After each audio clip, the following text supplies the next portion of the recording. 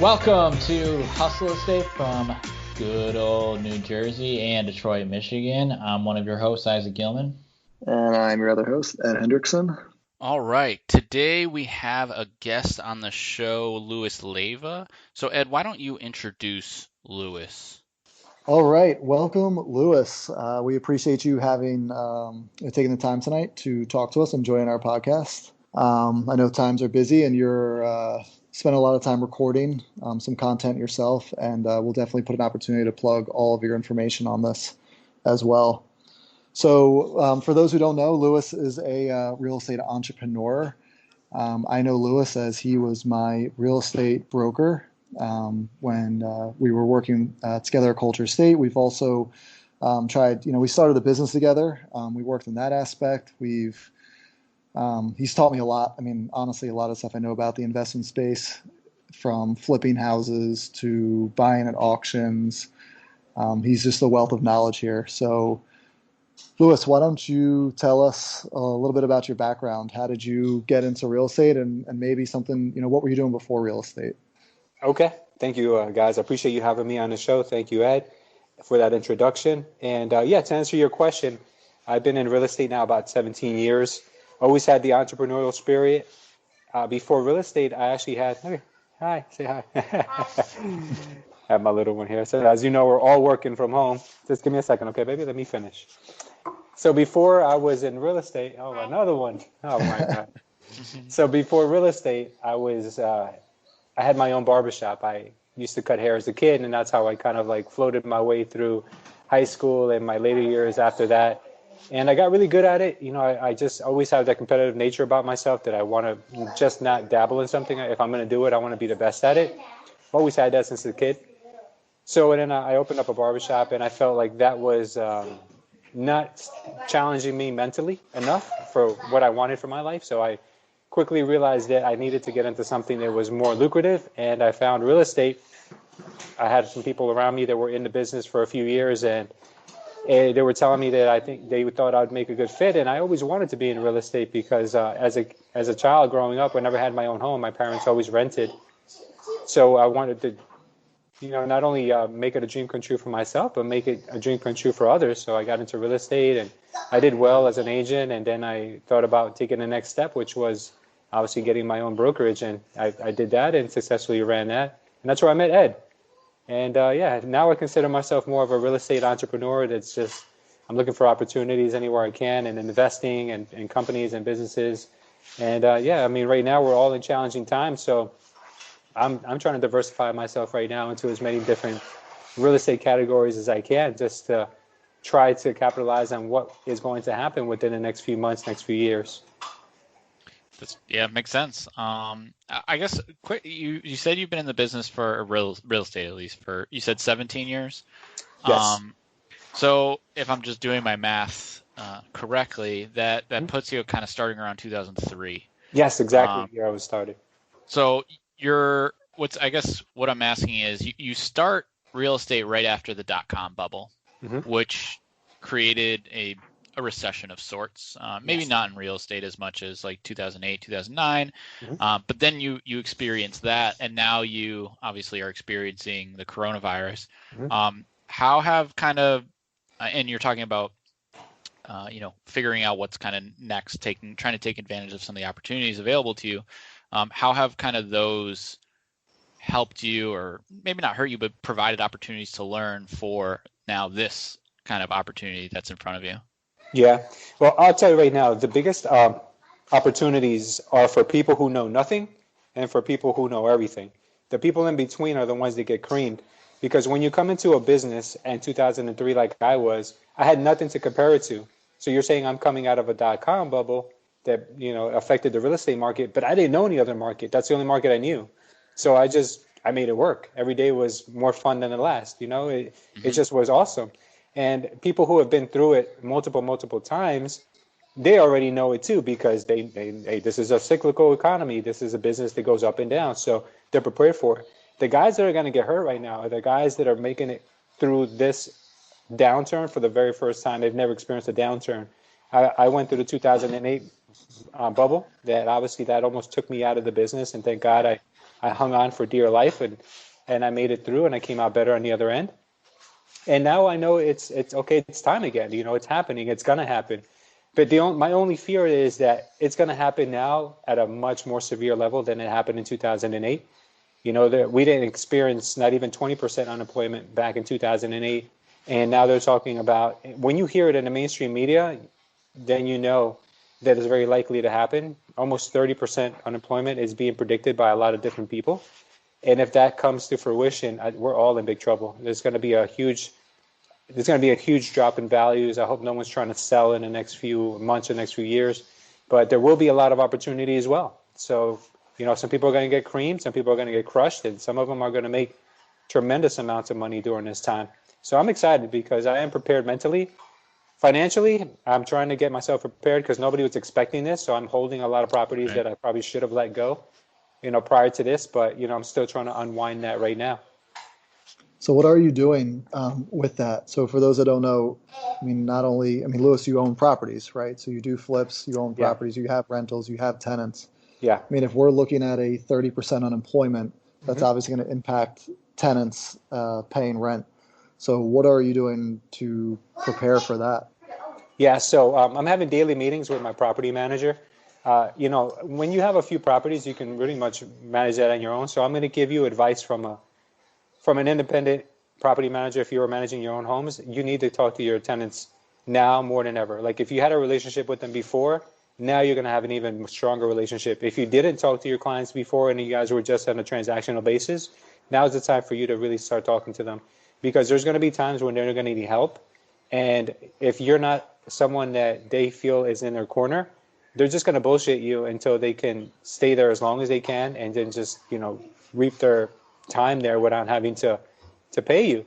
But if you're communicating with them, letting them know, like, listen, I understand, everyone's going through a hard time, and they're being honest with you, you guys will probably work out a deal much better than if the guy says, you know what, Ed doesn't care about me.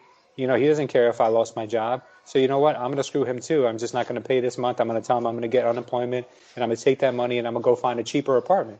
So you need to communicate with your tenants right now more than ever. So with my property manager, I'm meeting with him on a daily basis, and I'm asking him, okay, how's the communication going with the tenants who haven't paid? What's new? What's developing? And there's some tenants that are taking advantage of the situation, and you got to know who's who and what's what, because you can't punish them all because some bad apples, and that's what you're going to see in this, because there are going to be opportunistic people, just like there isn't anything. I'm sure there's people taking advantage of banks right now too, but it's going to happen, and you're going to have to file your evictions regardless. The mainstream media is telling us that evictions are frozen, and that's true. You can't evict anyone right now, but it doesn't mean that you can't hold your place in line. So that's what I'm doing right now with anyone who hasn't paid. Even though we're communicating with them, you just, as a landlord, you have to protect yourself, because when things do go back to normal and banks tell you, okay, well, we're no longer looking at forbearances, and you still have tenants who haven't paid and are not going to pay you, you're going to have to stand in line for an eviction 3 months from now, when it's going to be the longest waiting period ever in human history for evictions. So you might as well get them in right now. And if you cancel them, great. But at least you have your place in line. That's a good point. You mentioned unwinding properties. I assume that's flips or properties that you own that either you planned on rehabbing or that maybe you did rehab and you're in the market to sell them. Mm-hmm. What's that process looking for you right now? Yeah, so I'm in a much better position than most people because I don't do flips, and luckily I wasn't doing any flips when this all went down. Okay. I do fix and holds, and I had 1, 2, 3, 4. Call it 3.5. 3.5 fix and holds. Can you real quick define what that means to you? Yeah. So what I like to do is I like to keep properties for the long term because I'm more of a cash flow guy. I don't believe in fix and flips because there hasn't really been great spreads for a long time now. So I see the opportunity is in the properties that we can hold on to and just let time take its course, because with inflation and with everything, the increase of everything, 5-10 years from now, we're all sitting pretty when you're buying properties at today's value. So I've always told Ed the same thing, like look at properties that you can cash flow, look at properties you can rent, because that's really the biggest opportunity out there, especially right now. So I had 3 properties and one that was halfway, well, not halfway. I had one element of it not done yet. So I had all these properties that were under construction, and I was working on refinancing to get my cash outs. And unfortunately, a lot of the funding dried up. So I had to go look other places that I would have normally not looked to before for funding. I'm going to regular regular conventional banks now to get my refis because my non-QM guys are telling me that their lines are dried up. So non-QM, non-qualified mortgage. Yeah, exactly. So, usually, there's these takeout loans that you could do with a 6%, 7% rate. They don't ask you for any paperwork. Wham, bam, thank you, man. You're done in 2 weeks. But now, you're going to have to go the traditional route where you have to show all your documentation, give them DNA and your firstborn. But you got to do it because that's the only game in town right now. And I do have one property, a pretty interesting property I'll tell you about right now. I got a great deal. I got a mixed-use property in Elizabeth. Elizabeth, New Jersey is one of the hottest areas in northern Jersey. It's a 3-family house with a extra unit in the back that's a commercial. It used to be a deli or maybe like a cafe. So it's got 4 units, 3 commercial, one mixed use, right? So I got this property a while back for $246 from the sheriff's sale. And I put about maybe 100 or something. Ed, you know about this property. Yep. I'm all into this property for about maybe $400,000, but it's worth about $7. So I only owe like 2 something to the bank. I owe like $240. So I was like, this is gonna be a major cash out. So I went to start my commercial loan with Jared, one of my hard money lenders who funded me on the loan. He was taking me out of it, and he tells me, the other day that all his lines dried up. So I didn't even think about it because, this is a mixed use. So I'm thinking to myself, this mixed use property is probably not one of them. And then I called him the other day and I was like, hey, Jared, just out of curiosity, I just paid $2,500 for an appraisal. And the guy hasn't gone out yet because I told him to hold off until I finished the last couple of things on the commercial unit. Are you still going to be able to do this loan for me? And he's like, nah, bro. I'm like, really? He's like, yeah, man. I was like, holy shit, bro. I'm like, I'm screwed, man. I can't even go to a commercial lender with this because a commercial lender. I can't go to a conventional lender with this because there is no conventional loan that's going to get an investor out of a mixed use property. So now I got to contact my commercial, small, bank, local lender, where I used to go to for my cash outs before, and now do the whole 3-month song and dance, with them. So things are changing, guys, and this is just the beginning. We're just scratching the surface. We have no idea what the repercussions are going to be of this, but I tell you what, right now, I don't think anyone can imagine what is going to be the effects that all this is going to ripple down to. Sure.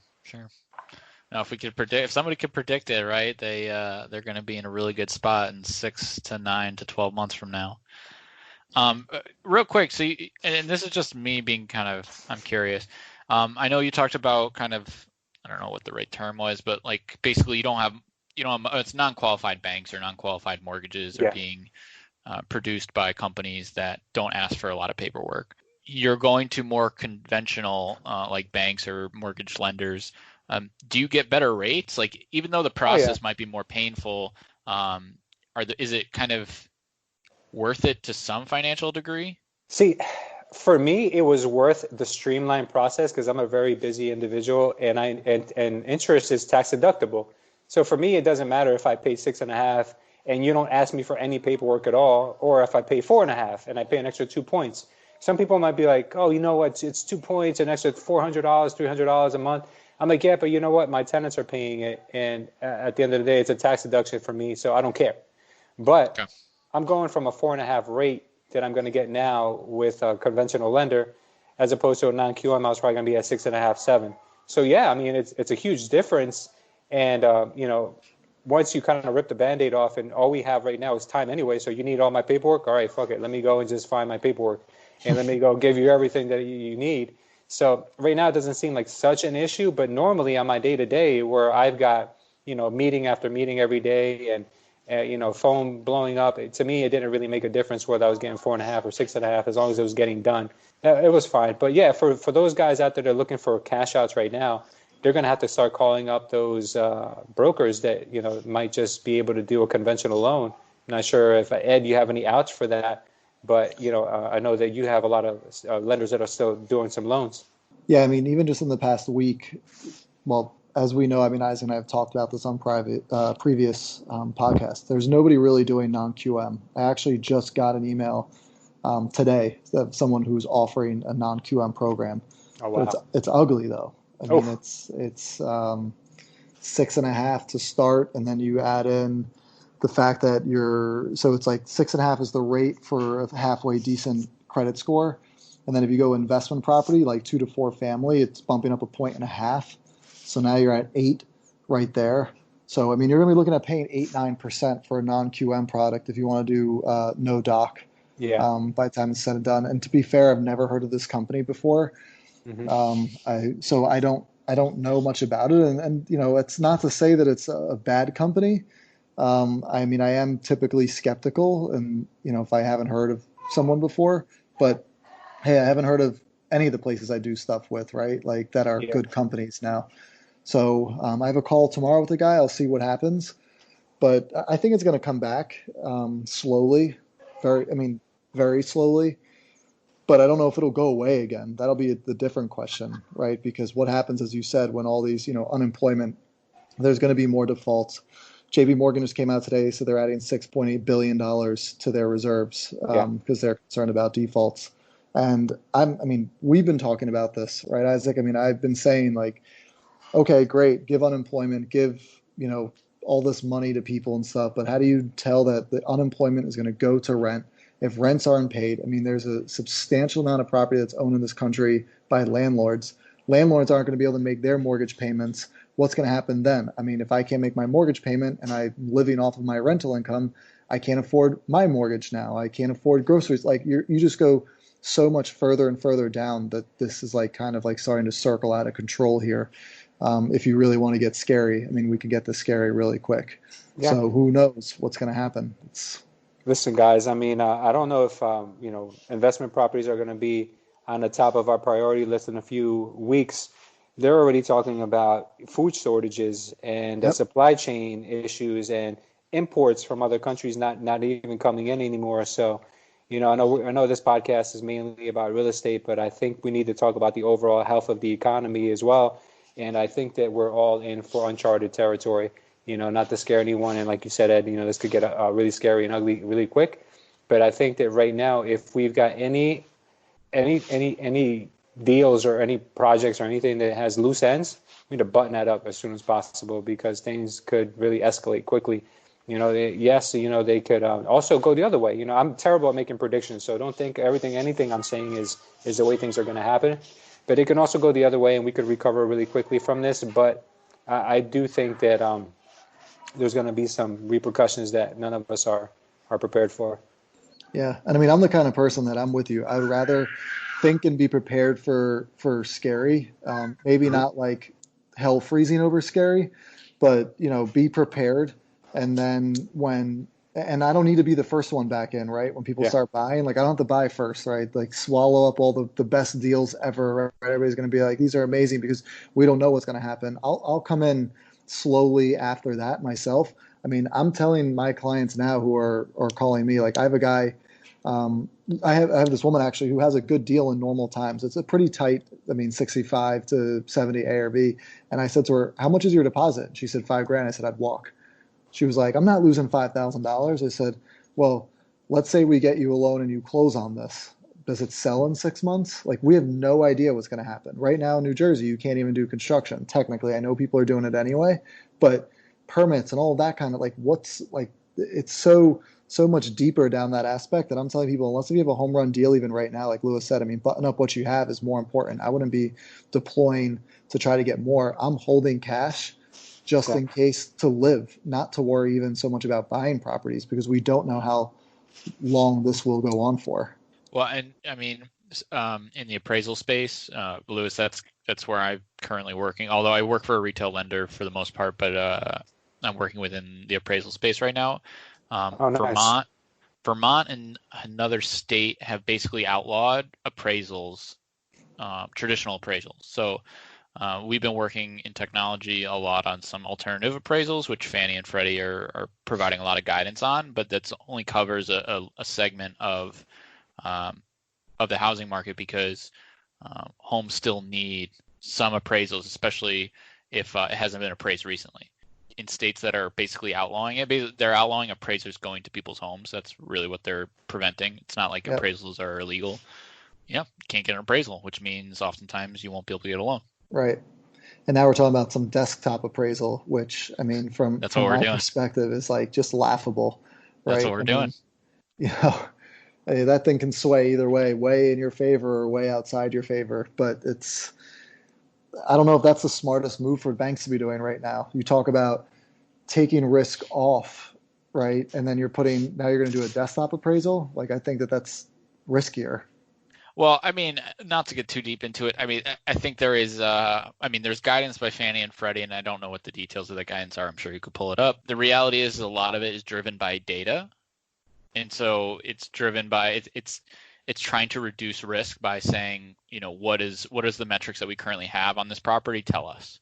That's why if it's, and I'm just guessing. If you haven't had an appraisal within the last 5 or 7 years, this product with desktop appraisal, for instance, won't be eligible for your property. Yeah. Because, you know, you could have redone your kitchen or you could have blown up half your home, and now we are giving you, you know, let's say $400,000 when really your property is worth $200,000. Yeah. Yeah. Listen, everyone's industry is going to change dramatically after this is over. I wouldn't be surprised if you never go to an inspection in person ever again, Isaac, because, True. you know, really everything is going to AI, everything is going cloud. So, you know, in the future, it might just be like, well, you're a homeowner, get your smartphone out and tour us the home, and then we'll run it through our AI to make sure your home is still there. We want to see, you know, obviously the number on the door. We want to see the exterior, and not bang, you got your appraisal. And that's it. I mean, I don't know what real estate agents are going to look like in the future. Like, there's so many different aspects of the real estate industry that are going to see a dramatic change. You know, we've got notaries now. They're passing laws for closings to happen virtually online. You know, everything is going to be digital and cloud-based and hands-off. So, hey, listen, we may see real estate agents obsolete within the next 5 years. Yeah. You know? I mean, it's fair to say it's, you know, my wife and I were talking about how if things come back on board, when things slowly ramp back up, like some of these things that they're putting into place now, like 50% of capacity at stores, and a lot of these rules will stick around longer. And to Lewis's point is like the why I bring it up is they say like this, you know, the virtual notary, like they let that get away. Like as soon as you slide these things in, it's kind of like, it's like taxes, you know, like you can lower them, but you can't higher them. Like once you go in one direction, it's really hard to come back in the other direction. So now that they're loosening these things, like the notary and the like, you know, Lewis said the drive-by appraisal. So there's someone very smart, like Lewis said, sitting in their house right now, creating some sort of new way to do appraisals. And if it gets picked up at all during this time, I mean, it's the things that we're forcing ourselves to, that people were sitting at home saying, oh, I'm going to Zoom, this is going to be the best. And I mean, Zoom is Zoom. It seems to be doing well. There are some issues, but like Zoom probably like dreamt of this happening in a sense of that they thought more people would work from home. Now this is this miracle. Yeah, right.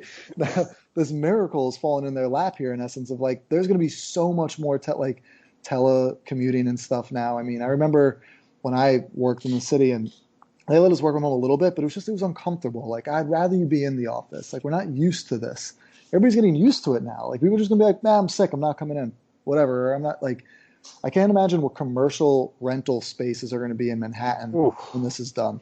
It's going to be a bloodbath. Yeah. Oh, my God. Yeah, it's going to be bad. Well, I mean, listen, let's just be honest for a minute.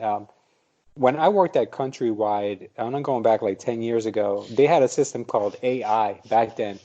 And what it was is basically like a pumped up version of Zillow, and it would tell you what the value of a home was. Sure. That's 10 years ago. I mean, we're talking about in today's world, I'm sure that any bank, if they really wanted to contest an appraisal or really double check a figure, they can figure it out pretty easily. There's so many systems out there. You know, Ed, we have RPR. You know, Zillow's gotten better over the years. There's so many third-party software now that is trying to get more data than Zillow, and that's really what the world we're in right now. We're just number crunching, algorithm. You know, that's really what runs our world now is just math, and And that's really all it takes to run an appraisal. It's just calculations. It's just math. And if you got a system that can do it and spit it out in a few seconds, and you could do it for free, why would a consumer pay an appraiser? Why would a bank want to wait for an appraiser to go out, 4 days from now or whatever, and at the same time maybe have them risk them getting contaminated if there's some virus, a year from now, 10 years from now. I think this is just the world is going to a much more streamlined process, and it's going to come at the expense of a lot of our jobs. I'm preparing myself for it. I'm not just picking on Isaac because he's an appraiser. Shoot, I'm looking to diversify right now, and I think that anyone who isn't is a fool. Being in real estate doesn't mean that you got to keep the status quo and do the same thing over and over again. It just means that you have to think one step ahead. This business is like chess. If you're playing checkers, you're going to get creamed. Mm-hmm. So this is really just a reality check for everyone right now. Well, that's the crazy thing about this, even like when you talk about, cash reserves, and just from a very simple standpoint, like any business who has cash reserves, you're usually okay, right? When you come into real estate, we never expected there a point to be that so many people wouldn't pay rent. So even if you what's the right amount of cash reserves? 6 months, a year?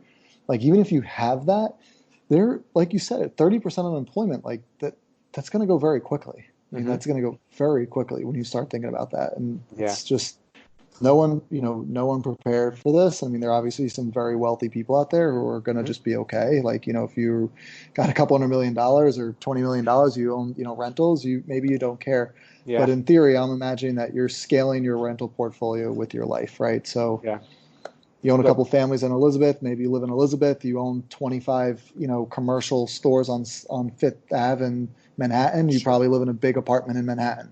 So it's kind of scalable to that. So I think that's why it can hurt at many levels. Yeah. The commercial real estate is going to get crushed. But I'll tell you right now, if you're holding on to small, if you're holding on to small multifamilies, you're going to do just fine because people still need a place to live. There's a few necessities in life, and housing is one of them.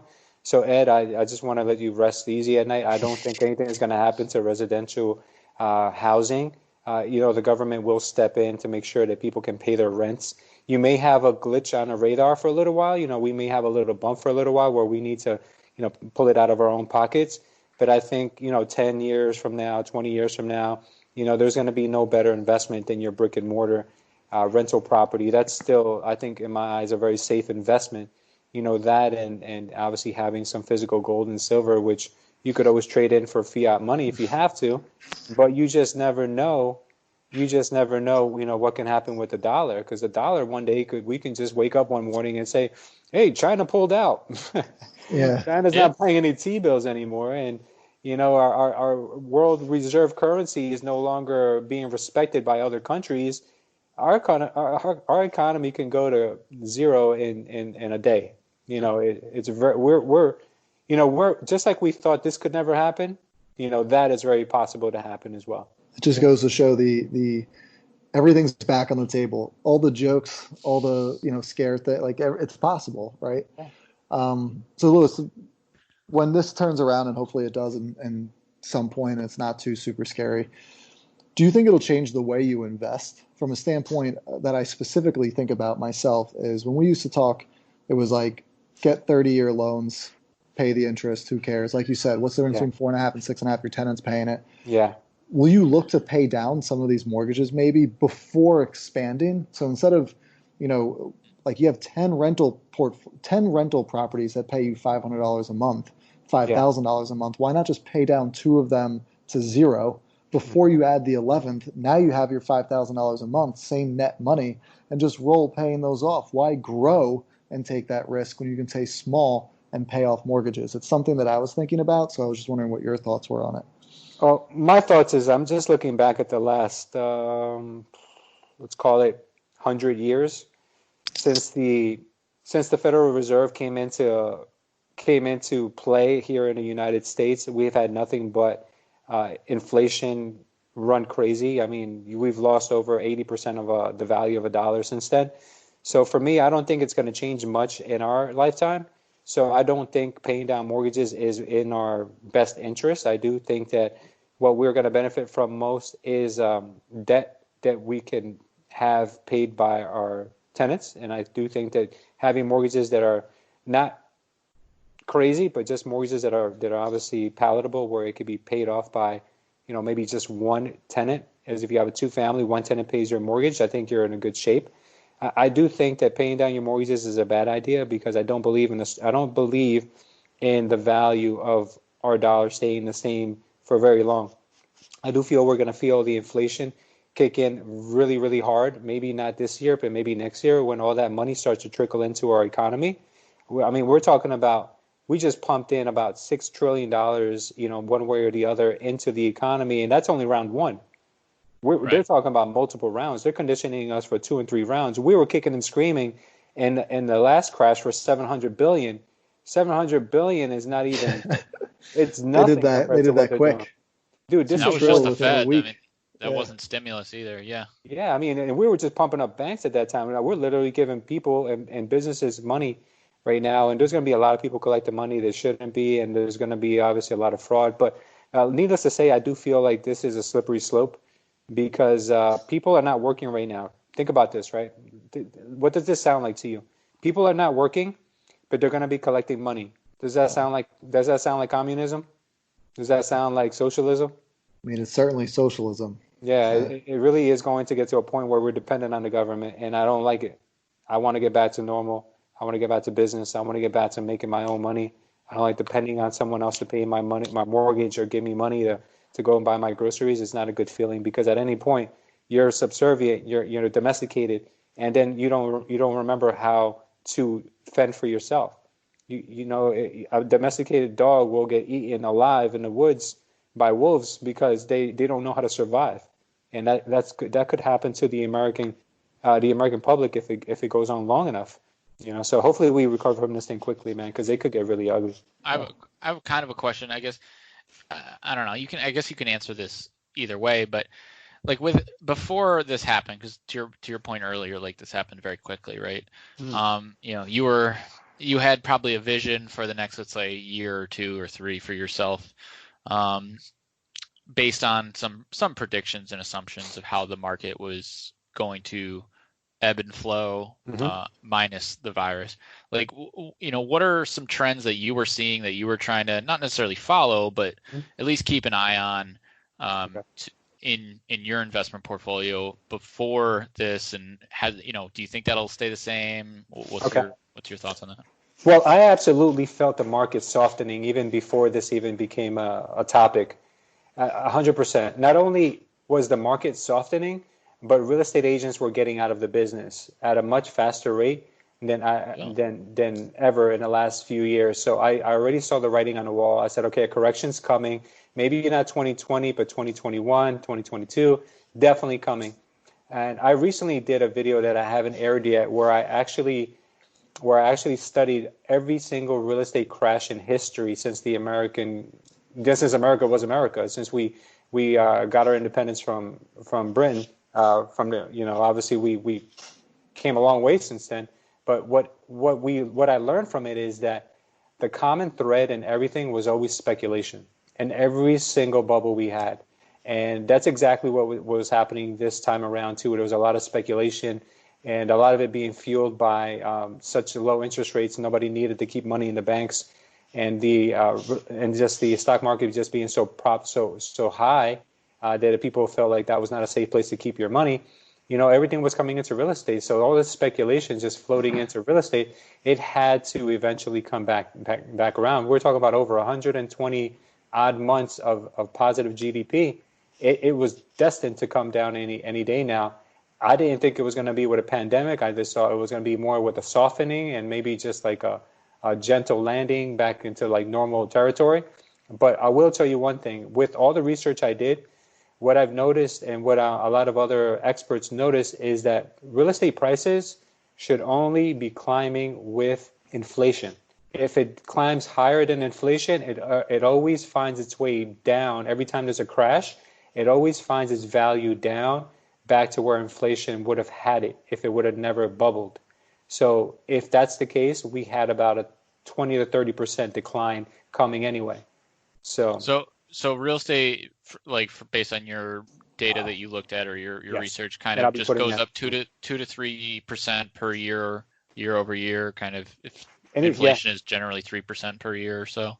Yeah, I mean, we're looking at short-term inflation, but yeah, over time, it's been about 4% is what they've looked at. And if you do those numbers, but keep in mind, guys, it's not, if we're talking about $100,000, we're talking about $104,000 next year, but we're Right. talking compounding, every Right. year it compounds. So people may think 4%, that's not a lot of money, but yeah, it's a lot of money when you compound it over 10 years, 20 Sure. years. So yeah, overall, real estate prices do tend to leave that normal wave of inflation, but they always tend to come back down when a bubble bursts. So Sure. if you're lucky enough and smart enough to sell when real estate prices detach from inflation by a wide margin, then you're doing good. And then when you buy again when it catches up with where inflation would have had it. So if you really run your numbers, that's really a way to kind of hedge your bet against, is this a buyer's market or is this a seller's market? Well, if you're never selling, it doesn't really matter. If you're keeping it for long-term rental, who cares? But if you're a flipper, I wouldn't be flipping too much on the top of the market. I'd be flipping on the way up as it's departing from its inflationary, Right. scale. But that's just the information I learned and that I saw, and I think that there's a lot of truth behind that. And I looked at the numbers, and the numbers don't lie. It's 100% accurate. Louis, what was the first rate you paid when you got a hard money loan? Tell me your rate and points. 13-3. So, and I was grateful. So I know we laugh at that, but that is probably true, right? So especially the grateful part, right? Because then when that right, so if you had to pay 13-3 right now, how would you feel? I guess is what I'm asking. And the reason why I asked that question is because I was talking to somebody the other day. I got them a loan. They're not happy with it. 12-3. It's 75 and 100. So 75% of purchase, 100% of rehab for those that don't know. Yeah. And he was mad at me. Yeah. And he was like, "Are you kidding me, dude? Like, I'm used." And it's like, listen, there's a whole new world out here. Yeah. Like, I understand you're upset, whatever. Sure. But I know that there are people that were started like when you did that might say 12-3. All right, I know I have a good deal. Let's go. Yeah. No, absolutely not, bro. I'm going to tell you right now, I don't even know who the guy is, but I'll tell you this much. He probably only started investing within the last few years. Absolutely. And yeah, he hasn't been through what I've seen. When hard money lenders actually became a thing, there were guys out there charging 15 and 5. I'm not even joking. There were guys charging 15 and 5, and I was trying to get loans from those guys, and I couldn't get them. And thankfully, I didn't get them. But you know what? In that market, in the market we were in when we were coming out of 2008, 2009, and prices were going up, yeah, I'd gladly pay 13-3 in that market, but I wouldn't pay that now because I'm just setting myself up for a further decline. Right now, I don't even care if you gave me 8-0, because I don't know what tomorrow brings. There's so much uncertainty that I don't want to be leveraged in a time of uncertainty. I would rather be sitting on the sideline, managing my current tenants and my current assets and making sure that's performing, than going out there and speculating about what's going to happen next month. It's too much to really and that's why so many hard money lenders and investors have pulled out, because they don't want to be holding on to any bad paper. That's exactly what I was just going to say. Like the experienced guy, there's a clear shift in who is left in the market right now from what I'm seeing from a lending perspective. It is those guys the past 2 to 3 years that are complaining about the 12-3. Like, that's ridiculous. I never paid them. My deal's good. The good guys, I don't even know what they're saying because they're not calling. Yeah. Right. I have a deal with a guy who's fairly experienced. He went through 08 and 09. And when this happened, he called me for a draw. And this was like a week into Corona, I want to say. Like, it wasn't even, to be fair, that scary. Right. Like, things hadn't really started to shut down. Yeah. And he said to me, he was like, "Ed, I'm putting it on hold." He said, "I'm closing out my deals." He said, "I'm getting into," he's pretty cashed up, right, from doing these flips, because he learned his lesson from 08, 09. And he's like, "Dude, I'm just going to wait." And he goes, "I'm going to sit it out." He says, he goes, "I don't know if I'd buy it to 50 cents on the dollar right now." He says, "I don't even know if I'd buy if someone put the offer in front of me." Because of that uncertainty in the future. And it's crazy. We laughed one time. I took him to lunch, and I was like, "What happened when you were during the last crash?" He was like, dude, things were so tight that I would map out my route, so where I was going during the day, to just not waste any money in gas. Yeah. He was like, that's how scary things were. And he basically told himself, like, I'll never be in that situation again. And it sounds like, he's doing okay He's now. not buying. And, hopefully he sells these properties, because he's even saying, if I can't sell, he's got like 4 flips. He's like, if I can't get rid of these, he's stuck holding the bag. Yeah. No, he'll be foreclosing on at least 2 of them. Yeah. Guys, I mean, look, 08 was ugly. 08 was 09 was ugly. I mean, those were years that I wouldn't want to relive in that position that I was in before. I'd rather relive that in a position where I already know, how to navigate those waters, and thankfully I'm prepared mentally this time around, and as long as I can unravel my few loose ends that I have right now and just make sure that I get out of those, I'll be in a good position. March was going to be the biggest month I think I was ever going to have in my history. I had a bunch of properties that I had under contract. I had a bunch of properties I was wholesaling, and I had a bunch of refis I was doing. I was looking at a 6-figure month easily without even counting any of my business income. But dude, I'm telling you, none of that happened. None of it. So I mean, like, you can easily go from green to red in a heartbeat in a circumstance like this. And it's just it's unfortunate, but you know what? You can't cry over spilled milk. You got to figure out, what to do next, what move to play next. Because if you're busy worrying about what you should have done, you'll never see your next 2-3 moves. So I'll tell you this much right now, and I'll tell your audience this much right now. The only guys I know right now that are not hurting are residual income guys. Like any guys that are in insurance, guys that are in affiliate marketing, guys that are in basically passive income strategies, and even the real estate guys, they're doing okay. Even though, we're crying over a couple of tenants not paying us the rent, but those assets are still coming in, and I'm sure if we needed to squeak money out of those properties, we could. So I'll be honest with you right now, the name of the game is passive income. That's what I'm learning right now, and I'm trying to get myself involved in as many passive income businesses as possible within the next few weeks, next few months, whatever we have on our plate, and come out of this like a whole different man. No more trading time for money. No way. Awesome. Makes sense. You want to wrap it up? Sure. Sounds good. Well, Louis, thank you very much for coming on and sharing your time with us today. We want to give you the opportunity to plug a couple of the sites. What are your handles? What are you doing? Tell us. Sure.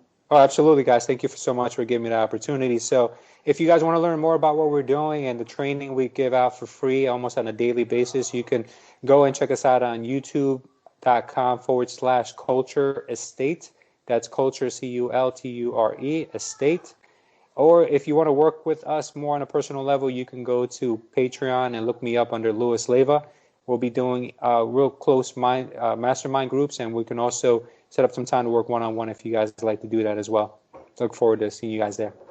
Awesome. Thank you for your time, Luis. Really appreciate it. Thank you, guys. I appreciate you too. Thank you, everybody, for listening here today. We really appreciate it.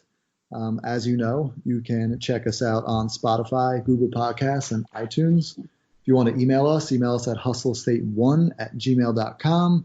And on our social media platforms, we're on Twitter and Instagram @hustleestate. Thanks for listening, everybody. Thanks, everybody.